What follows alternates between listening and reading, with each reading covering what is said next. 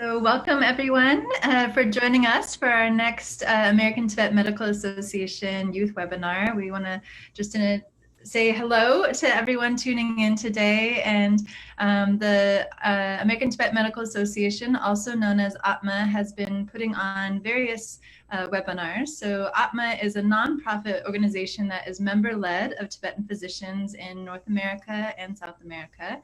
And we are focused on the protection, preservation, and promotion of Tibetan medicine, also known as Soa-Rigpa, to establish and maintain standards of education, ethics, professional competency, and licensing, to maintain the Tibetan medical field as a separate and distinct healing profession, and also to serve as a representative membership organization for Tibetan medical professionals in North and South America, and helping to, when physicians come to North and South America, to understand the national policies relevant to practicing in that healthcare field in that nation or state or province, and also helping to develop and facilitate relationships with other professions, organizations, governmental agencies, and so forth. So this year we started out with a webinar series that was really looking at the Tibet medical perspective on COVID-19, bringing in a lot of our physicians from all over,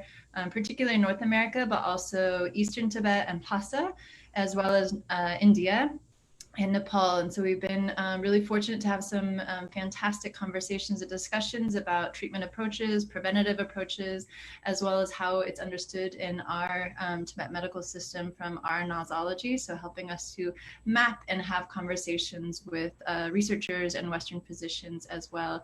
We've also had the opportunity to have some continuing education sessions exclusively for Tibetan physicians, as well as more public health oriented webinars that is about introducing principles of Tibetan medicine to the wider public, both in English and Tibetan.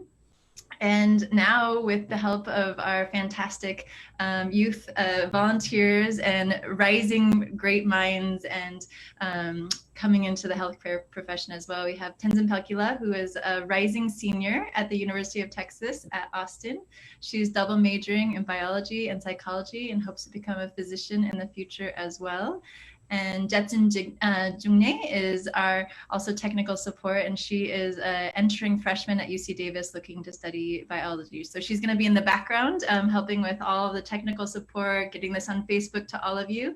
And Palkyi will be our host for today. So and she's been initiating this series, helping us to bring it out to those in the Tibetan community, those who are in college, who are going into graduate school as well, or entering into college, who are interested in Tibetan medicine and interested in medicine overall, and how to bring in a lot of this greater understanding of Tibetan medicine into their lives and create a lot of discourse with it. So we're so grateful for her help in initiating this webinar and hosting it throughout the summer, and where she will lead this as well. So thank you so much, Palkyi, and I'm going to turn it over to you.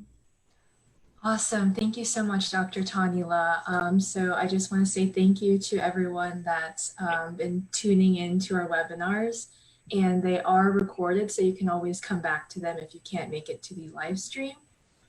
So without further ado, I'd love to introduce our two guest speakers for today. Our first guest speaker is Dr. Yangbum Gyal, a traditional Tibetan medicine doctor and a licensed acupuncturist. He's been practicing Tibetan medicine for over 25 years. He received his bachelor's in Tibetan medical science from Malho Medical School in the Qinghai province, his doctor of Tibetan medicine from Menzikang Institute in India, and his master's of science in Oriental medicine from Midwest College of Oriental Medicine in Wisconsin. Dr. Yangbum Gyal is currently practicing Tibetan herbal medicine and acupuncture in Madison, Wisconsin, and Life Force Healing Center in Evanston, Illinois. Additionally, he is serving as a translator, interpreter, and training officer at Cultural Linguistic Services Department of the University of Wisconsin-Madison. He has published and presented various papers on Tibetan medicine and general health topics as well. Our second guest speaker today is Dr. Tawni Tidwell, Tibetan medical physician and biocultural anthropologist. She completed the requirements for the Kachupa level Tibetan medical degree for the first 2 years at Menzikang Tibetan Medical School in Dharamsala, India, and the last 3 years in Amdo, Eastern Tibet, where she graduated at Soring Muling of Qinghai University. Her PhD is from Emory University, and she is currently a postdoctoral research associate at the University of Wisconsin-Madison Center for Healthy Minds and a lecturer faculty in the Department of Asian Languages and Culture. So if any of our viewers have questions during the conversation, please feel free to ask the question as a comment under the video stream. And without further ado, I'd love to pass the stage to Dr. Tawni and Dr. Yangbum Gyal. Thank you so much, Palkyi. And so I'm mostly going to be a conversant and discussant with Dr. Yangbum Gyal. I'm really excited to have him here today. He has really tremendous experience in Tibet, in India, and then in the US as well. And so part of what I'm really looking forward to hearing is his experience in all these different dimensions of the Tibet medical field, from the education in these different regions to how clinical practice and the clinical engagement of Tibetan medicine is in Tibet versus India versus the US, and how it's changed over time, and also his work in the research department. He's done a lot of research in various areas as well as in pharmacology. So we're very much looking forward to hearing more about his life, his experiences, his insights, and really looking back over time at some of the changes that he has observed. So again, Yangbum Gyal, thank you so much for joining us. And I would love to start and just hear perhaps from, so you started your education in Tibet, in Eastern Tibet, in Amdo, in Repkong, and that was before coming to India. And you completed the education there. And so Repkong is a really special place to have received your Tibetan medical education. So I was wondering if you could describe a little bit of what it was like to pursue your medical education in kind of the heart center of the genesis of Tibetan medicine in Eastern Tibet. Sure, thank you, Lamula, for having me. And so, as you know, Repkong is a Tibetan area in Amdo and in Eastern Tibet. So I was born in Repkong area, and probably you heard that historically Repkong is called Repkong Ripa Jongwe Tongkar, Repkong, the land of knowledge. So I don't know really much about why people call that, but I believe maybe Repkong is especially well known for preserving Tibetan language and literature and medicine and Buddhist teachings and practices and the Thangka arts. And also quite a number of scholars and artists in Repkong had published or authored many publications on medicine and history and Buddhism and poetry and music and etc. So nowadays also Repkong is also called as the land of the Dharma or tradition in the region, and because there are temples, monasteries in every village and township. And so because of the social, economic, and the way of living and the way of thinking and the living condition in my hometown area in Repkong, so every household, families try to best their best to offer education, good education to their children in order to get stable and income kind of oriented job, a government like a stable job. So in the 1980s, Tibetan language teachers in Repkong had been recruited by other regions in Amdo like Ngaba or Tzu and Machu and Luchu, etc. And so in order to teach Tibetan language and promote Tibetan language in their area. So I was nurtured in that kind of environment, and where people value education more than any other daily skills. So, and in the 1980s or early 70s, Qinghai provincial government had established its first Tibetan medical school and hospital in Repkong, and to teach and train Tibetan doctors, with a modern medical education kind of curriculum. So I was very fortunate to be admitted in the medical school and trained as a Tibetan doctor with, I think, a good grade and performance. So that way I just become a member. That's wonderful. And can you talk a little bit about why you think that the government wanted it in Repkong and not in Xining as the main city center? Yeah, that's a good question. And because in Repkong, there were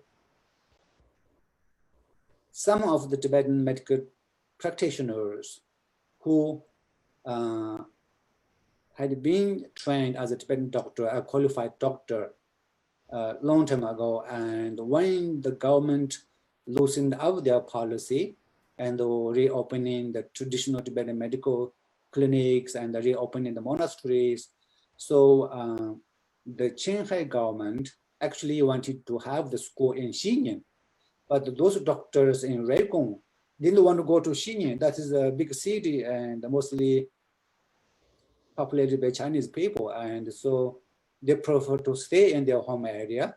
And so the government didn't have choice, and rather than have the school in Reikong area. So, and that was the reason, and I was lucky. Yeah, it came to your doorstep in a way. Yes. It's pretty remarkable. And so growing up, did you feel like medicine was the career that you wanted to pursue? How did you get exposed to Tibetan medicine growing up? What was your interest? Was it mainly your family saying that you should be a physician, or did you have a particular interest as a young kid? What were you thinking as you were growing up in Repkong of the careers that you were exposed to and what you wanted to do with your life? So I grew up in a farm area called Jammu village. And in my Jammu village, there was a traditional member called, his name is Sangji Dashi or Sangji Kar. And he was only one traditional Tibetan doctor in my village. So when I was in middle school, I was chosen to sing song and grow in my school. And so I had to practice that singing for a long time and singing very high voice, and so it did hurt my voice. And my parents tried to get medicines, Western medicines or allopathic medicine, and it didn't help. So then we went to see this doctor, Dr. Sanjay Kar, and so he gave me a powder in a wrapped paper and a few doses. And so I took that warm water. It really helped my throat and sore throat. And so it really struck me with, oh, Tibetan medicine is better than other medicine. And why I should not learn is Tibetan medicine. And so that was one of my kind of first experience with the Tibetan medicine. And so then back in my hometown in Repkong, and so when I finished my high school, there were only two schools the students can choose for their higher education. One is a teacher training school, and one is medical school. So when I finished high school, I really had a very good kind of exam, like grade, kind of highest in my school. And so I was offered to choose either of teaching school or medical school. So that time my sister was with me, you know, and so we wanted to report the local education office. And so my sister, she's now a professor at the university, and that time she advised me, oh, Yangbum, because of your personality, you should pursue study in medicine and become a doctor. Okay, I said. So I chose to go to medical school, you know. And so that was my family, you can say my family interest. And also, you know, I really was impressed how this Tibetan doctor, Dr. Sanjika, treat me, and how this like simple powder, you know, a dose helped me to relieve from the pain which I was suffering And so those are kind of the reason why I chose to become a student of Tibetan medicine, become a doctor. And I think that's all. I think then after graduating from medical school in Tibet, and I was assigned to a newly opened clinic in Tibetan Mongolian region in, Tsungwombo, that area. A little bit. 1 second. I just wanted to ask a little bit. What was it about your personality that your sister identified that was particularly suitable to you being a physician? I think at that time, because a teacher, you have to talk to you, right? You have to speak a lot, and or probably you should have a primarily interpersonal skills. But at that time, I was not that talkative. I really kind of kept kind of quiet in my family members, and although I really had a very sharp brain, and I really did well studies in my school, and so she probably also one thing I think in my family there was no anyone who studied any medicine or becoming a doctor. So that was one reason to have someone and family member to practice medicine and have a kind of lineage, That's great. I think also I remember you telling me about this experience with Membetandikar, and that initially when you were in this singing competition and had kind of lost your voice and were taken initially to a biomedical clinic. Is that correct? Yes, correct. And so in my hometown, yes, of course, the biomedical clinic and traditional Chinese medical clinic, and also that time there's only one Tibetan medical clinic in Rumbo in the town, and so only accessible to Tibetan doctor. There's like in my village, he's the only one, so it is easy to. It's very we are neighbors, and it's very convenient, very to approach to him, and so also not that expensive, and compared to a biomedical clinic, and so really, Dr. Sanji Kara did really help me. And I remember you just saying that you were surprised that the biomedical clinic couldn't really do much, and yet he could help to bring back your voice and to restore it. So that's wonderful. So going through the education in Repkong, did you feel like this was the right choice as you were going through the education and doing a lot of the studies? I think it was a good choice, and my sister also gave me that advice. So I'm really happy to have a career in medicine, and so in Repkong and that Tibetan medical school, when I finished study, I was assigned in a newly opened clinic in that Mongolian Tibetan region, and so I was able to practice Tibetan medicine as a residential doctor. And so in that area, most people speak Mongolian. And so the only way to communicate with them is Chinese, and also Tibetan, some Tibetan.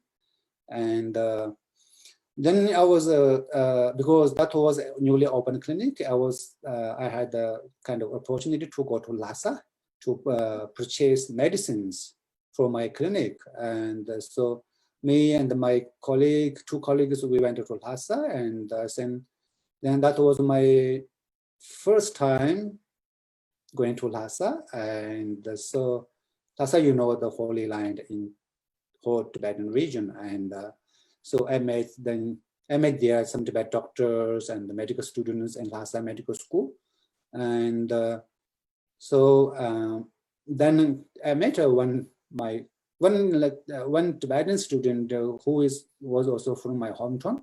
So we became friends, and so we discussed about India. And so then I heard about Tibetan community in India, and His Holiness Dalai Lama in India, and so many things. So we kind of decided to go to India.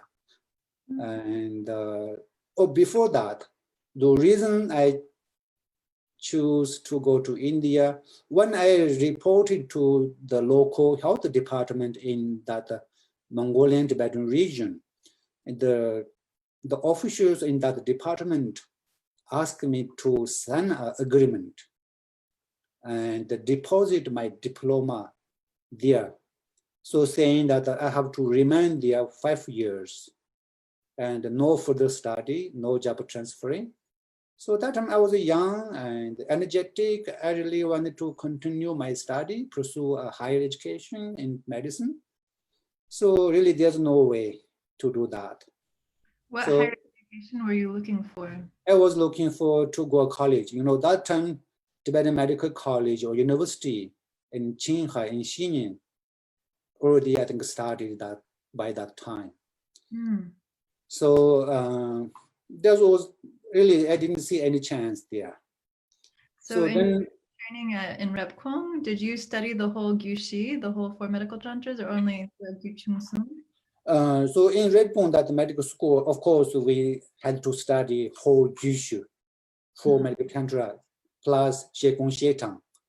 And then, of course, some other subjects too. And but one thing that time in the late 80s, the government started loosening up the policy, reopening the monastery and letting the monks come back to the monastery and letting public to go to monastery to pray and offers. But still at the medical school, although Tibetan medicine very much intervened and involved Buddhist philosophy, altruism, and karma and ethics, but we were not taught about those areas. So teachers only would teach us only the medical part, technical part, the theory part. So really, we didn't have much opportunity to learn Buddhist philosophy, core kind of principles and the practices. So that was also one reason why I chose to come to India. So would you have then, was the reason that you wanted to go to Xining, to the college, so that you could study some of the Buddhist parts? Were they allowed to integrate some of that into the curriculum? Was that the main reason? That also one, we could say that, but that also,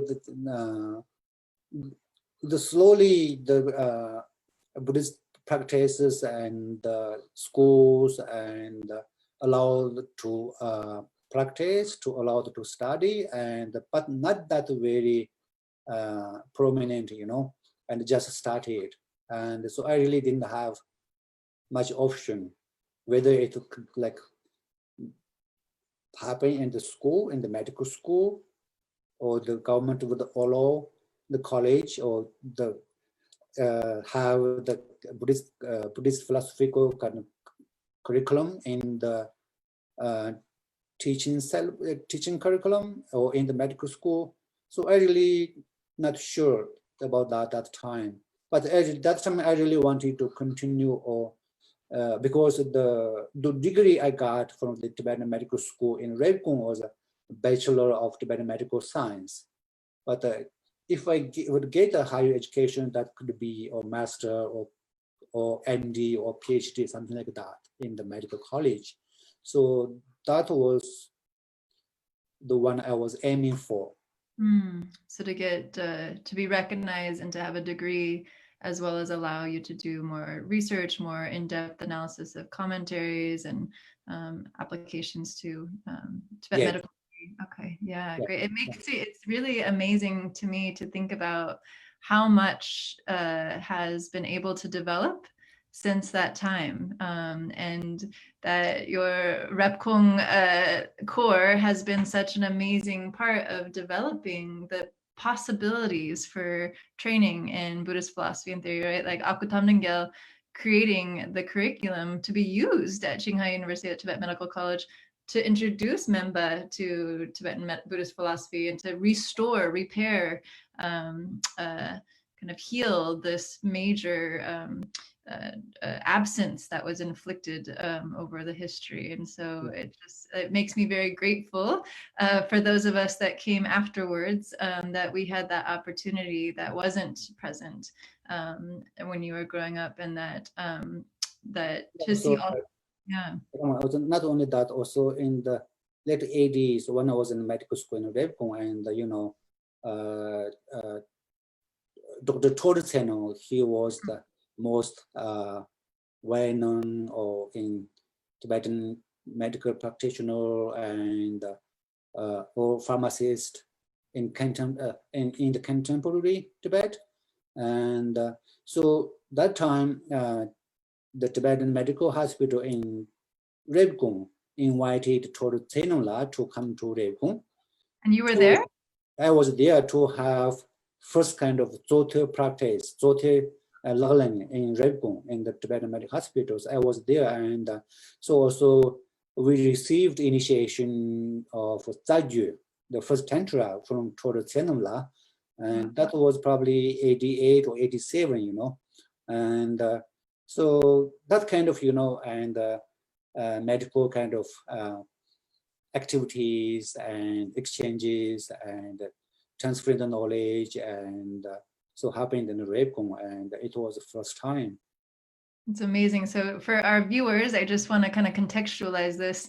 I had the opportunity to travel all over Amdo and Kham for some research to look at how it was regenerated, how Tibetan pharmacology was regenerating. It was this moment, this time, that Yangbum Gyal was able to be present for when Todesen Rinpoche came to Repkong to reinitiate, right, to restart this lineage, and that everything that has developed over the last several decades really came from this historic, amazing event of Todesen Rinpoche, the great, coming from Lhasa, right, and being able to transmit this to particularly starting in Repkong and then broader. And it's just really incredible, again, Yangbum Gyal, that you were there, that you were present, that you received his teachings, that you received the opportunity to learn from him and to be able to manifest this great, incredible practice of the Mochu Tsuruchamo. So that's amazing. So I just want to, for our viewers, just kind of note this incredible aspect, because this is really such a precious moment in the history, I think. So that was very auspicious before you departed, right? So before you left. Yeah, before I left, yes. Yeah. Yeah. And so you had been practicing in this Mongolian autonomous region for how long before you decided to leave to India? 6 months after I finished school, and then I was, assigned that area, and I worked there 6 months. Okay. And then, only 6 months, yes. Mm-hmm. And so, and your friend was also a physician that went with you? He was at the medical school in Lhasa, and he was about to graduate. Okay. So as you guys made this unbelievable journey to India, incredibly arduous and dangerous. I don't know if you want to go into that part here, but I've maybe in mind of time, maybe we can focus on kind of when you arrive in India and you see the context there, you meet His Holiness, you kind of figuring out what's your next step. What were some of your emotions? What were some of your feelings? And how did you decide to take the next steps? What was going through your mind at that point? Yeah, after working in that clinic for 6 months, so my friend or I decided to leave. Actually, not telling my family, and so taking risky and the risks, and so I decided to leave. And that time also the government started to loosen up the policy and opening the country to the outside world, and so we were able to get a kind of permit to go to get to the border of Tibet and Nepal, and then we were able to arrive in Nepal and then to Dharamsala. And I really don't know much about India, you know, and back in Tibet, in Repong, I had keep hearing that the Tibet people say, oh, Jakarsi Rantu, Kirantu. In India, the foods and the clothes are free of cost. Or you can sleep you can sleep just wearing or covering with a leaf or plant when you sleep. So the weather is very hot. So I just heard about that, and I really didn't know much about India, or I didn't know how much opportunities I have. And then my guru and I really received that kind of private audience with His Holiness Dalai Lama, and so we were very blessed at his presence. And so His Holiness asked each of us, oh, where are you from? What do you want to do? And what did you do back in Tibet? So when it came to my turn, I replied, I studied Tibetan medicine. I'm now a Tibetan doctor. And he said, okay, you can go Mansikha, and you can study there. And then after a few days in Dharamsala, after a few days after the audience, and Mansi Khan sent a message through the reception center, and so asking me and my friend to come to Mansi Khan head office. The director of Mansi Khan met us, and he also asking, what do you want to do? You want to go back to college study as a student, or you want to become a clinician to practice medicine in a clinics? So my friend, I chose to study medicine in the medical college. The reason was that because I told you earlier that back in Tibet in medical school, so the Buddhist philosophy and principles not taught in the medical school. Although we used Jushu as a main textbook, so I didn't have opportunity to learn that part. So in the schools, I thought in medical schools or medical college in Dharamsala, I thought I could learn that part, could enrich my practice, my knowledge. And so that was one reason. And another reason, that time I didn't only speak Amduke, didn't speak much Lhasa Ke or Central Tibetan language. And so I had a kind of language barrier within same kind of Tibetan language family. So if I did choose to work as a clinician, and so I would be sent to a clinic further away from Dharamsala. So I was new there, I didn't have anything, just starting from scratch. So I thought it's better to study and enter as a student at the medical college. So that way, because already exposed to the medical or the Jushu, and had the opportunity to learn Jushu in Tibet. So I have kind of a foundation on that, not like new students at the medical college. So then also I could learn English that time too. So I was really lucky. And first few years I really did well in the school. And although I was able to study English afternoons with some group of my hometown people in Dharamsala. And so it really helped. And then I was able to kind of learning the culture in Dharamsala and the people there, and also able to communicate with Indians too. And so that way, yeah. So India, Dharamsala was kind of my second hometown. Wow. So when you say that in Repkong that you weren't able to learn a lot of Buddhist philosophy, was it actually that in the Gyushi areas that related to any Buddhists that were blacked out? Were you not allowed to memorize them? Were you not allowed to study them? Or was it just that explicitly it wasn't taught? How was that different? I think explicitly not taught. You know, the Zaji Li Tangbo, Li Nyua, not taught. Oh, wow, really? Not taught. And also, the first chapter, the first part of the first chapter in Xie Mango Jue Chima Jie, Rupi Yishi or Yilichi, how they ask questions, answering that part were not taught. Interesting. So just for Although that is the audience, main, yeah. want to orient to that the gyushi, especially as you are, so each section of the gyushi starts with this part of Rigyeshi and Yilige, and it's really this conversation about the emanation of the Buddha, right? And so each part of the gyushi will have these aspects, and it situates that whole section into that framework of it being the words of the Buddha, the emanation of the Buddha, and also contextualizing aspects of illness having roots in the afflictive emotions and fundamental ignorance. And so that's that framing of that. But later in chapters, you can't avoid of course. language, right? So you would probably even, the 8th chapter, 9th chapter, 10th chapter, looking at cause, conditions, you still have to study that. Is that right? Yeah, we have to study that. And so, that time,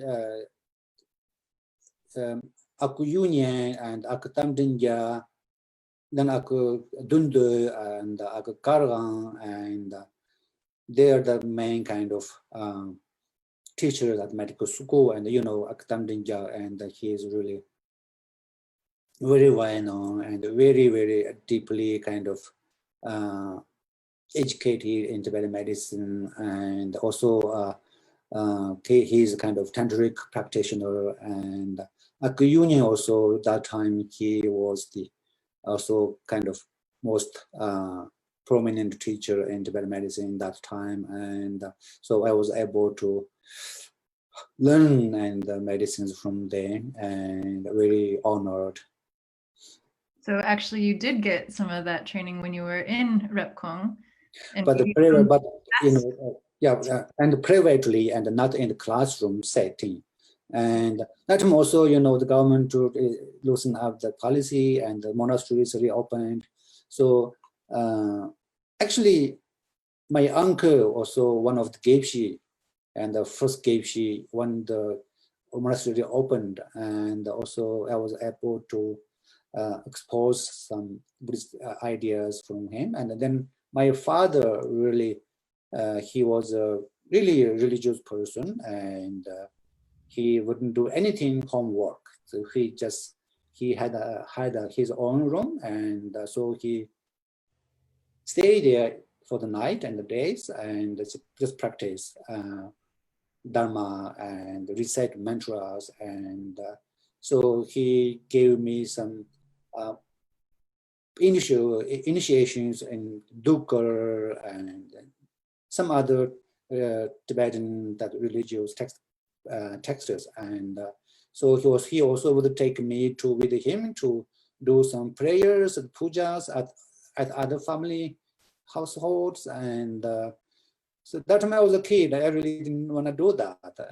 But now I realize that was really kind of a spiritual journey for me. So I think now we're hearing that actually you had some phenomenal private education, training, and tutoring of some of the most learned and practiced teachers of that time. And I think I'm wondering, at Mensikong, then were you a little disappointed that it wasn't as explicit as maybe you hoped, or did you feel like it was what you had hoped for? In Dharamsala? Mm-hmm. Yeah, in Dharamsala, really, what I expected, I really didn't get much to learn. And regarding the Buddhist philosophical kind of aspect. And so that time, in the curriculum, the Shivitang Yu and the Pakto, those two are the main kind of teaching about Buddhism. And so also because of the school and the curriculum, and so we had to focus on the memorizing the tissue. You know about that. And many hours every day. Yeah, because back in Rekong and in the school, and I think I was the only person raising up early in the morning, and around 4 or 5 a.m. So other students or girl students asked me to wake them up. So I would go their door and knock their door and hi, hey, now the time to get up and go out and to memorize the Jishu. So in Dharamsala, same thing. And so students and really focus on the memorizing the Jishu rather than analyzing or researching or that part, or writing a paper or article like that. So in Repkwong, you weren't required to memorize? Of course, we were required to memorize, and Zaji, Sheju, Chimaji, and of course the Menoji, the Netuju, and the King, and the Nesta, all that. Mm-hmm. So one of the things that I was struck in just the contrast from Mensikang and Surilowing and Amdo, partly what I think I saw is that in Amdo, of course, that you guys have this great value for education. So I think that the students themselves are quite, have a high level of Tibetan language proficiency, skill, all these things. So I think the classmates that I experienced in Amdo just generally already had a very, very high level of Tibetan language skills compared to at Mensikang, we had many who maybe didn't have as many that needed more help and came from different regions, came from different backgrounds. But I still noticed pretty similar influence of emphasis on the memorization and also the commentarial familiarization, being very, very well read across all the commentaries as much as possible. But what were some of the differences that you noticed between Repkong and Mensikang in terms of just how it was taught, besides being able to finally learn the full Gyushi? What were some pedagogically differences that you noticed? Like there I see there are some differences. Like pedagogically, earlier time in Mensikang and or in Dharamsala and back in Repkong, the way of teaching is kind of very traditional and old style and teacher-centered. There's really no kind of interacting between students and the teachers in the classroom. So students just sit there and listen. And so, although in same thing in yes, as mentioned in medical college in Dharamsala, in also medical school in Tibet. But the one thing difference is in medical school in Repkong, we had a kind of lab that also actually display a body of a person, a female and male, and there are several. So when it comes to the anatomy, so teachers would take us to that room and would show us the anatomical kind of location, or where the organ, where the heart, where the lung, and every part. So that was different. In India, the medical college didn't have that. And then another thing, when we're doing the internship in the medical hospital, Tibetan medical hospital settings, in Repkong or in Xinyan. So in the medical hospitals in over there are different kind of sections: internal medicine, external medicine, gynecological section, and the pediatric section, and the medicine bed, medicine stream bath, and so on. But in Dharamsala, there's no such thing. And also another thing, one thing is good in Dharamsala is really the medical college or Mansi can really focus on the pure traditional Tibetan medicine practice.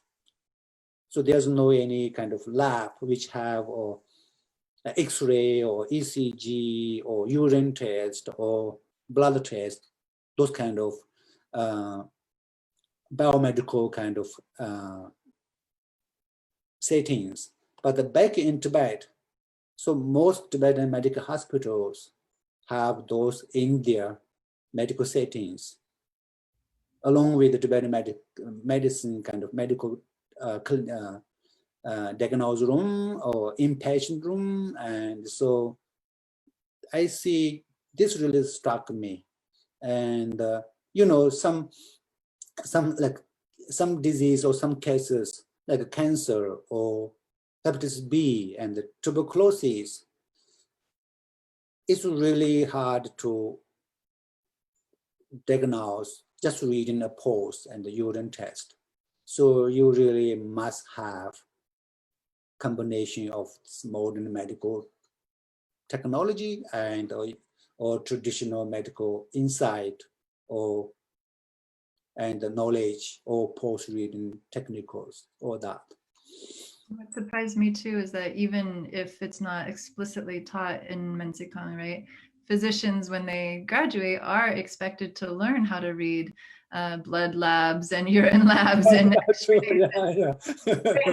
So by default, yeah, it's very interesting. I think when our batch started, or the year before our batch started, we had Emory University come over, several of our professors from M University, and start doing kind of tutorials in this way to help fill some of these gaps. But it is interesting. It's a big difference. So after you graduated, then you were posted in Pokhara in Nepal first. Was that your first assignment? I did my internship in Kalimpong, East India. Then yes, that was my first post in Nepal, in Pokhara. But your internship, you were in Kalimpong. Yeah. Yeah. And you had been a practicing physician in Mongolia, right? And now you go back through the entire education again and arrive, now you're practicing again. What were some of the experiences? Did you feel more prepared now as when you reached Pokhara? What were some of the challenges you experienced when you went there? That was 1992, I think, end of 1992. And first I was posted in the Tibetan Medical Clinic in Kathmandu. It was 2 years. And I was new there and much younger, probably I was 20 years old. And then after 2 years, I was transferred to Pokhara. So Pokhara is also one of the largest city in Nepal. And so I was there from 1995, 1998. And so Pokhara is really beautiful and very with a magnificent kind of snowy mountains and a beautiful valley with a good, beautiful landscapes. And I really love Pokhara. And I really wish to go back to Pokhara sometime soon, you know. And so there are 3 Tibetan settlements in entire Pokhara, and there were only 2 Tibetan medical clinics in Pokhara. So I was one of the residential doctor in the one clinic. And so now it is almost 20 years ago, and I really don't remember what kind of interesting conditions I saw there. And the patients who would come to Tibetan clinic, mostly Nepalese and the Tibetans, and also tourists who are also from Western countries. And so the most conditions I saw there, gastrointestinal, hepatic, and pulmonary, and blood pressure related illness. And sometimes I would see some tourists who also have like AIDS, HIV, and no, Nepal is also open country, and so I also did see those kind of cases, and yeah. Can you reflect though that what you experience as a physician practicing in Mongolia and then having gone through again the whole education, did you feel more prepared? Did you feel like you were a stronger clinician having done all that, or did you feel like okay, similar but now maybe a different angle, or what was kind of your experience of returning to being a clinician after going through the whole thing again? Yeah, back in Tibet, so in that Mongolian region, I really was not that prepared, and I was 19 years old that time, and so back in Pokhara in Tibetan settlement, I really was fully ready to practice medicine as a clinician, because almost like 3 years and almost 4 years in Revkon, and then almost 5 years in Dharamsala, in also having the internship in Kalimpong, and 2 years practice as a clinician in Kathmandu. So I really was very confident and very able to receive all kind of cases in the clinic. And although I did have some language barrier too, because they speaks Nepali, and so the settlement Tibetans speak Tibetan, so I had some language barrier when I see Nepali patients. But we had local Tibetans who really speaks fluently Nepali, and so we were very prepared and really equipped, very well equipped, and with medicines and accessory therapy tools, all that. So after this period, you had many opportunities. You were invited to to join the research department at Mensikang, and thereafter also invited, because of your great Tibetan language skills, to be a Tibetan language teacher in the U.S., right, at Indiana University, and also to be invited back again to Mensikang to teach. So through all these different experiences, can you talk a little bit about your most significant experiences, or the projects or contributions that you really enjoyed participating in, herbal products that you helped to develop, and so forth? Okay, that's a good question. And yes, really, I was a clinician and a professor and all language translator, and so I had many roles, and also a researcher. And at Mensikang, when I was working as clinician in the border, and Mensikang director asked me to be transferred back to Dharamsala, to the head office, so to become the assistant director to at the herbal product department. This herbal product department produces social product line such as herbal teas, massage oils, creams, and lotions, and health tonic, etc. And so when I joined them, and those products didn't have a really specific name or unique name attaching to its usage and indication and formula. Just kind of a general name, health tonic and massage oil or cream or lotion or herbal tea, like that. So later Dr. Lawang La, he was the pioneer of developing those social products. And so one day I approached him, and Dr. Lawang, probably those names are very general, and we should have a kind of unique name to those products. And so he said, yeah, that's true. And go ahead and to do some research and how to name those products. And so I was able to collect some mathematical publications and also the names of the ingredients in this soda products, and which also have some kind of taste and property. So collecting them all together, and also what kind of different names, acronyms they have. So then we also talk this to Mexican director, and the Mexican director also give us kind of green light to do that.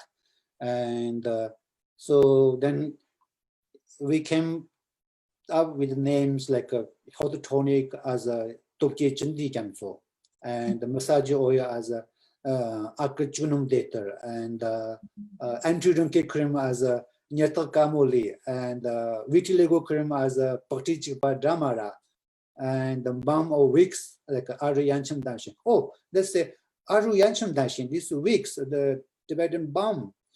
It's really, I was responsible for developing this Aru balm. And and I will talk about this. And so when they let Dr. Hama ask me to see if we can make a balm or Tibetan medicine wicks, I replied, okay, I will try. I will get some information. And then, yes, we were able to do that. And, eucalyptus, copper, and then mint. And so we use those kind of ingredients in the Aru Yanchum Dashin. And so, because they're not classic necessarily, right? In the I know. And, so then we kind of also I collected the herbs, plants which have kind of antihistamine kind of elements and or properties, and slowly so the formula came into shape, and the balm was ready for production. And so for me, that project was kind of significant, and so big achievement for me when I was working at MSOM. And this was mainly for Tsakar and Shadim for the neuromuscular conditions, the balm, like wonderful, like a jukmim, wonderful. And I also, I think that part of also what was exciting is that you had also developed this dietary book, right? Classifying all the foods by their potencies, by their tastes, by their powers and strengths, right? And so I think this was also a really exciting development, because up until that point, right, a lot of the new foods that are prevalent in the world had never been classified according to the classic taste, post-digestive taste, and potency in Tibetan medicine. And so I think this work needs to continue as well. So, so I'm planning next volume. Great, fantastic. And then also at the medical college, I remember that you mentioned about the pedagogical kind of approach, and so there was that is kind of old style and the teacher centered, and the student just sit there, listen. And so I was kind of fortunate to be a kind of being like a teacher or professor at medical college for a few months.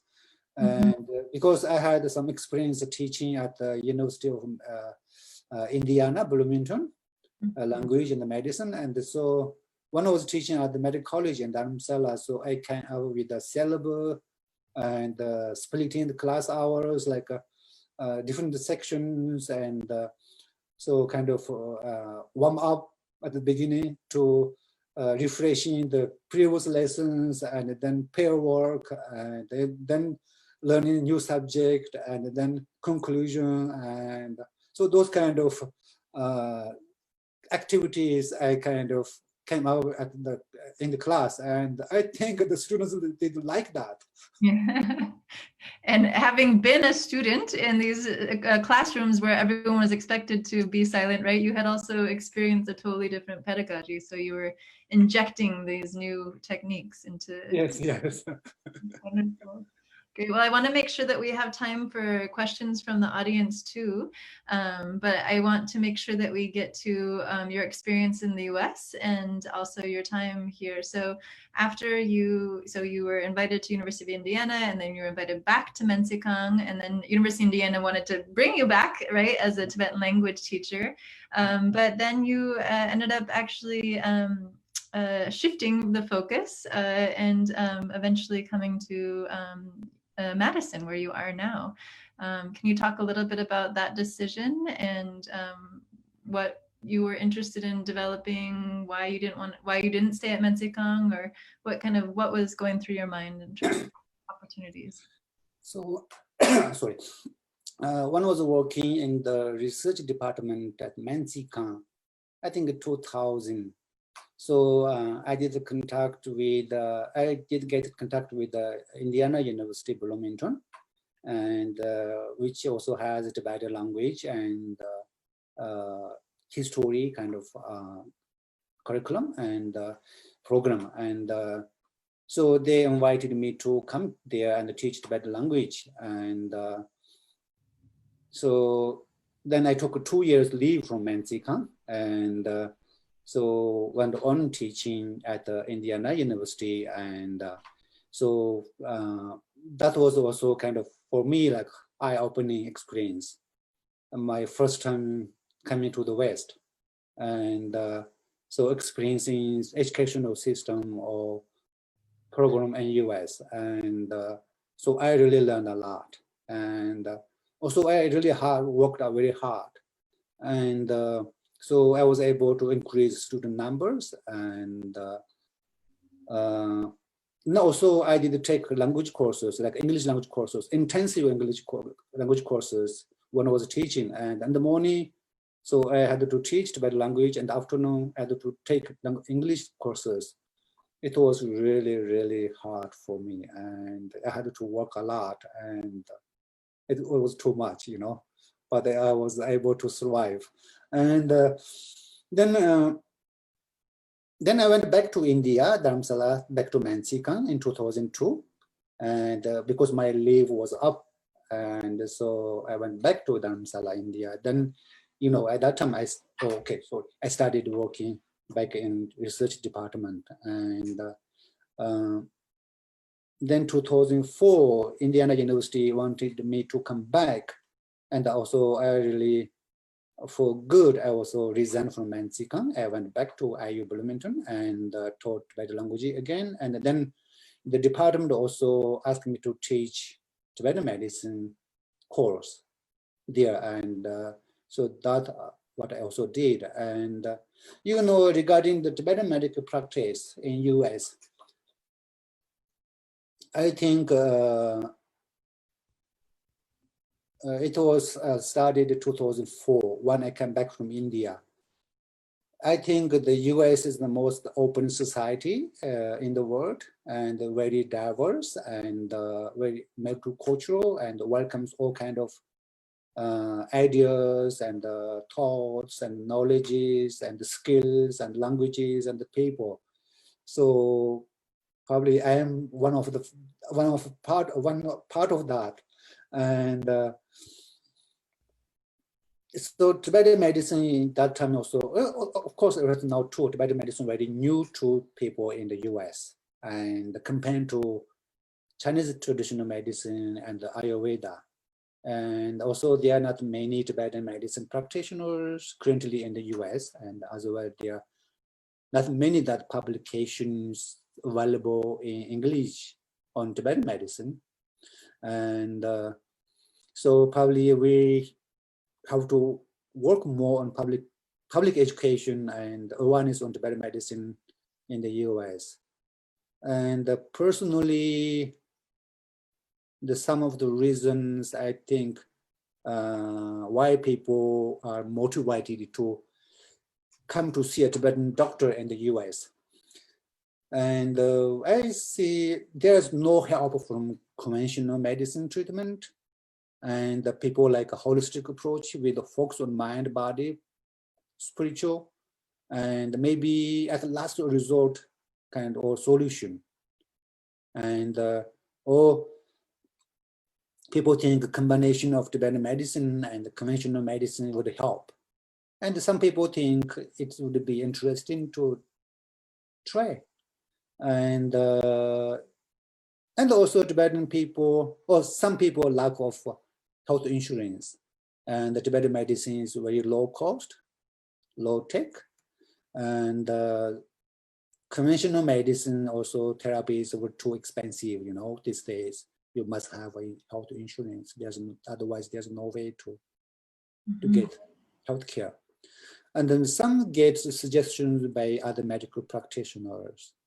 And so I started practicing medicine since 2004, it's not probably then 15 years. And back in Indiana, Bloomington, there was a clinic called the Center for Holism. And there were different practitioners, MD and chiropractor and acupuncturist, the massage therapist, and coaching and many more. So they were very open and welcomed me to have an office there.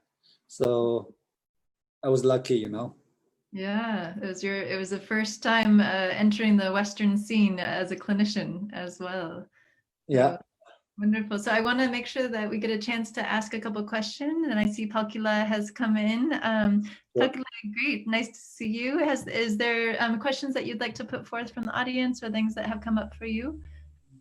I think that a topic that some people were interested in is just how mental health ties in with the Tibetan medicine philosophy, and maybe like comparing that to how Western medicine sees mental health and perceives it. Great, wonderful, thank you. Dr. Yangbum, would you like to respond? Mental health. In Tibetan medicine, believes that everything, any physical health or mental health, or especially physical health, also depends on the state of mind. If the state of mind is not balanced, then this in turn affects physical body. And so in Tibetan medicine, there's a section in the third tantra, Mengolju. There's a Semne, right? There are many more chapters, and so focus on the Duenne and etc. And so there are different kind of approaches when there's a kind of mental kind of imbalance. And one thing in Tibet, we believe in karma, and so karma is everything. Goes around, comes around. So we are what we do, and we are what we think, we are what we eat. So most problems due to improper diet, improper lifestyle, sometimes a wrong way of thinking. So most of the mental aspect, mental kind of illness or imbalance also caused by improper kind of way of thinking and grasp and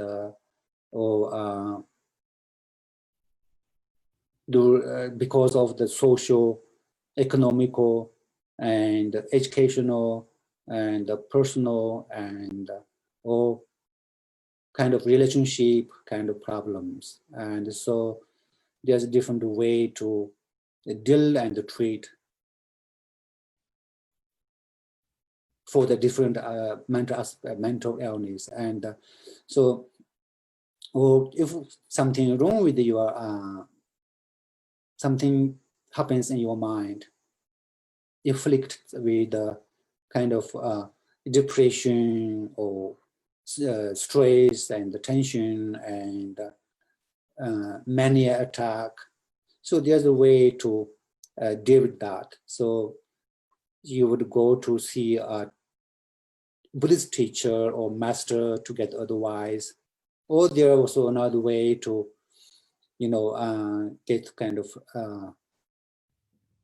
spiritual kind of help, like offering to the monastery and reciting mantra and practicing yoga and meditation and pranayama. And so there are different ways to deal with mental health in Tibetan medicine. And probably Tawni also can add more on that.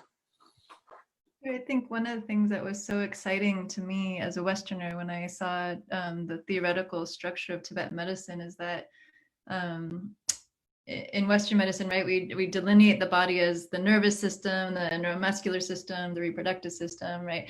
And in Tibetan medicine, the body is divided up in different systems. Like Lungti Degan Sum actually connect different organ systems and bodily constituents with emotional aspects, right? And so every single pathway that Tibetan medicine recognizes in the body has mental, emotional aspects as well as functional characteristics. And so what I love seeing in Tibetan medicine is that a Tibetan physician always treats the mind.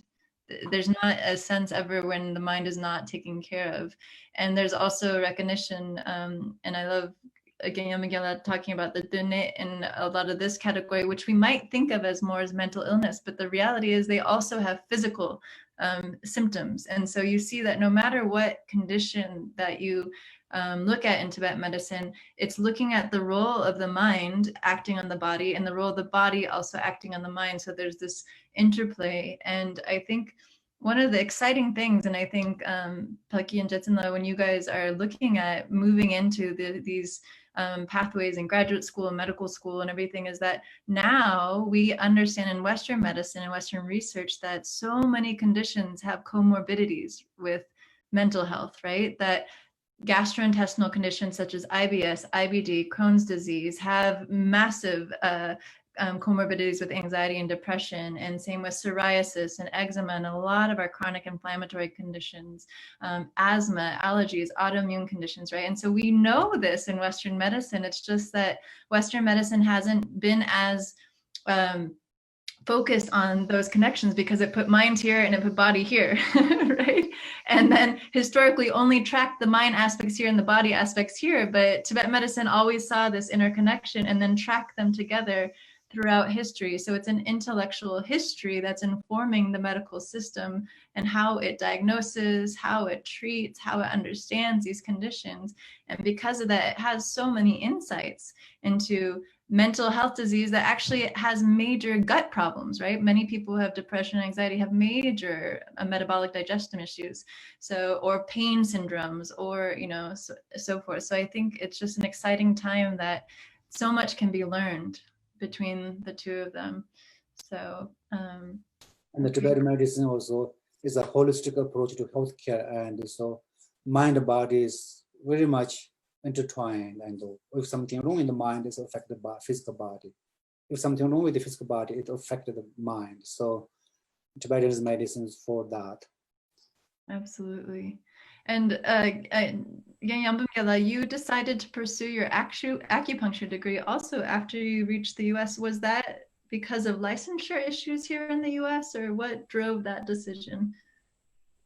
Usually, I really wanted to continue the Tibetan medicine practice in the US, and so far, no any institution accredits and regulates Tibetan medicine in the US. And so the traditional Chinese medicine, Ayurveda, is really kind of very well established and almost already become a part of cultural, or probably slowly becoming a healthcare system. And so unable to practice medicine, Tibetan medicine in US. Also, Tibetan medicine and the Chinese medicine, Indian medicine have similarities. So all use herbs, plants, and the 5 elements, and 3 dosha, or three humors. And so actually Tibetan medicine is more herb-based. And it's so very similar to the Chinese medicine. And in the US, there are many oriental, so like a Chinese medical colleges in US. So I was lucky to be in Wisconsin. So there's a Northwest, Midwest College of Oriental Medicine. And so I was fortunate to go their college and get enrolled in their college and pursue a study in the Chinese medicine acupuncture. And so I was graduated 2013 with a Master of Science in Oriental Medicine. And that also true just for license and able to open a clinic in the US, you must have a license. And so also I was told my teachers in that college, since Tibetan medicine focuses on herbs, supplements, probably I could do a dietitian license or nutritionist license, but I rather choose to pursue an acupuncture. And so that was the reason why I chose to become an acupuncturist. Wonderful, thank you. So I see other questions coming in, so I'm gonna let Palkyi bring those up too, because I know people are eager to ask these. Yeah, so we just discussed kind of how Tibetan medicine places a lot of emphasis on herbs and kind of combining those to create the best formula for the patient. And so one person mentions how in Tibetan medicine, formulas from plants that grow locally seem to be most effective for treating those people in that specific location, with medicine having to be imported from India or Tibet to the US. Do you think there's any possibility that there could be like formulas, Tibetan medicine formulas being made in the US to kind of make the whole process of obtaining the herbs easier?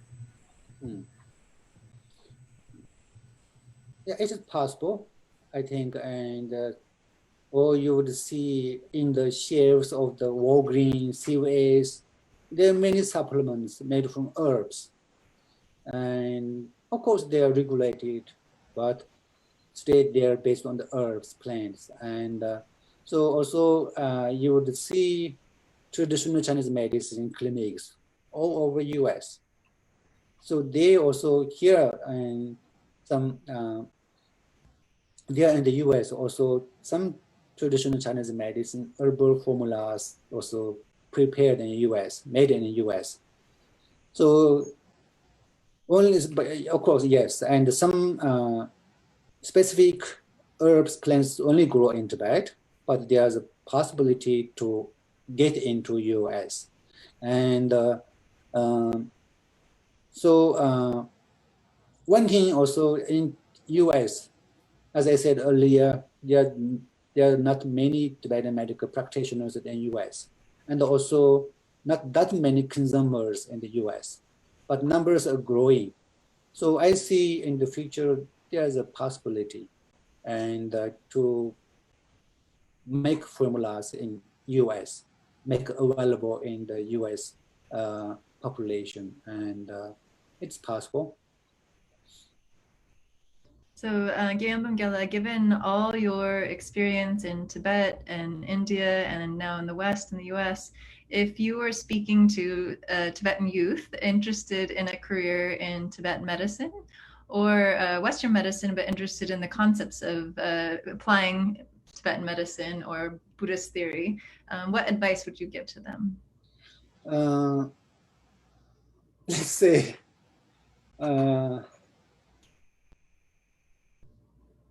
okay, there's a quote by His Holiness the Dalai Lama on Tibetan medicine, and that really stuck with me, and it goes, I strongly believe that Tibetan medicine is one of the means by which we Tibetan can contribute on the well-being of others, even while we ourselves live as a refuge. And thank you. So that's what I would tell the young generation. And great. So encouraging them to learn in the ways in which Tibetan medicine sees the body, sees health, sees illness and healing, and how to help to alleviate suffering through a lot of these approaches. And another thing also for the younger generation, and as you know, also our elder generation, they really utilizing and seeking Tibetan medical care by their kind of belief and faith, thinking that Tibetan medicine is blessed by Buddha or Lama or a monk or a gypsy or so on. And so I think the younger generation, I don't think they come for Tibetan medicine with that kind of mentality. And they see Tibetan medicine as an actual medicine practice. And so really, truly getting benefit from using Tibetan medicine. And it's really different way of approach. So that way in the future, and there's a great kind of future for Tibetan medicine. And so encourage younger generation to study and research and more into Tibetan medicine. Wonderful. Well, you've been very much also critical in helping to organize and develop these massive research conferences that bring in physicians from all over Tibet, as well as from India and across North America, with scientists who are also involved. And so it's been exciting to see the work being done in pharmacology and systems biology and the clinical research that's also been happening, as well as some of the literary research. And so I think right, that's been at in Xining, Lhasa, Beijing, Harvard, and so it's been, I think, for some of us that are just coming into the Tibet medical field, it's been very, very inspiring, very exciting that there's a massive future ahead and so much work to be done, and also alliances with research in neuroscience and the microbiome and psychoneuroimmunology to happen. So thank you for your tremendous work. Thank you, Ramala. So you were also actively involved this conference and presenting papers and organizing, and so thank you so much for that too. Well, thank you for the opportunity. It's been it's amazing experience. So, Palkyi, is there any more questions that you have on your side, or? No, I think that was it for today. Great. Well, wonderful. Well, thank you so much, Dr. Yangbum Gyal, for joining us today for this conversation, for sharing your story, your experiences and insights in Tibet and India and in the US, and also really giving us a perspective on where we're headed as a Tibet medical field and all the exciting opportunities. So thank you so much. And thank you also to Palkyi and Jetsunla for your incredible work in doing these webinars. I think Jetsunla might have a few slides to share with us. Is that correct, Palkyi? Yes, so if any of our viewers are interested in volunteering with ATMA, then we have some contact information and the volunteering opportunities that you could potentially be involved with. Wonderful. So what you're seeing here is part of ATMA's mission to preserve, protect, promote. And really, this is the logo that's been developed. And so if we could go to the next slide, please. Great. And so this is what Palkyi is just talking about. Just as Jetsunla is very nicely exhibiting, we really need tech persons, people who are helping us with the tech side, website development, marketing, social media, and as Palkyi is beautifully exemplifying, the hosting, organizing, helping to bring everyone together for these fantastic webinars, and the outreach has been really amazing. So if you need recommendation letters, we're happy to do that. And then we have the upcoming session is September 5th, and this is with Gennamga Kusala.